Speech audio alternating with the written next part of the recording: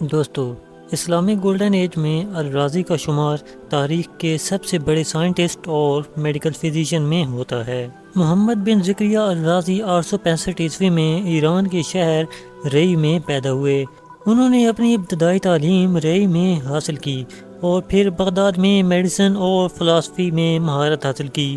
الرازی کو medical field میں ان کے بے شمار کارناموں کے لیے جانا جاتا ہے۔ انہوں نے اپنی زندگی میں کئی اہم بکس تحریر کیں جو آج بھی میڈیکل فیلڈ میں ایک بنیادی حیثیت رکھتی ہیں۔ ان میں کتاب الحاوی اور کتاب المنصور شامل ہیں۔ الرازی نے کیمسٹری میں بھی بہت اہم کام کیے۔ انہوں نے کئی کمپاؤنڈز دریافت کیے اور کیمیکل ایکسپیریمنٹ کے نئے نئے طریقے ایجاد کیے۔ ان کی کتاب الاسرار کیمیا میں ان کی ریسرچ کا بہترین نمونہ ہے۔ الرازی نے فلسفہ یعنی فلسفی میں بھی اہم خدمات سر انجام دیں۔ انہوں نے مختلف موضوعات پر ریسرچ کے آرٹیکلز لکھے اور فلسفیانہ مسائل پر گہری نظر ڈالی۔ ان کی کتاب العلم الالہی فلسفہ کے میدان میں ان کی فکر کی عکاسی کرتی ہے۔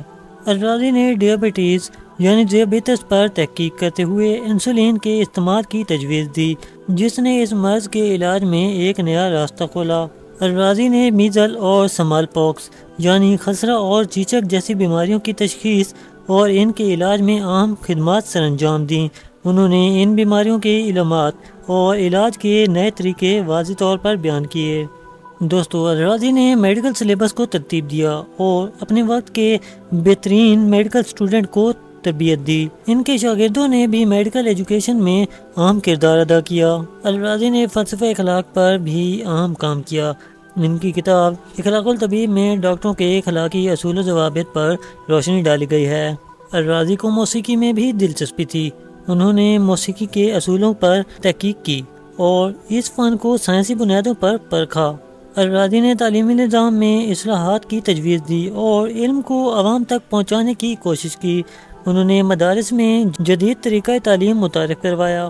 دوستو، الرازی کی کتاب الحاوی ایک کمپریہنسو میڈیکل انسائکلوپیڈیا ہے، جس میں مختلف بیماریوں اور ان کے علاج اور میڈیکل ایکسپیریمنٹ کا ذکر ہے۔ یہ کتاب کئی صدیوں تک میڈیکل ایجوکیشن میں استعمال ہوتی رہی۔ کتاب المنصور میں الرازی نے مختلف بیماریوں کے علاج کے ساتھ ساتھ ان سے بچاؤ کے طریقے بھی بیان کیے ہیں۔ یہ کتاب ان کی میڈیکل ریسرچ کی ایک بہترین مثال ہے۔ الرازی کی علمی وراثت نہ صرف اسلامی دنیا بلکہ یورپ میں بھی پھیل گئی۔ ان کی کتابیں لاطینی زبان میں ترجمہ ہو کر یورپ کی کئی یونیورسٹیوں میں پڑھائی گئیں۔ الرازی کی خدمات اور کارنامے آج بھی میڈیکل فیلڈ، فلسفی اور کیمسٹری کے میدان میں زندہ ہیں۔ ان کی ریسرچ اور علمی کام آنے والی نسلوں کے لیے مشعل راہ ہیں۔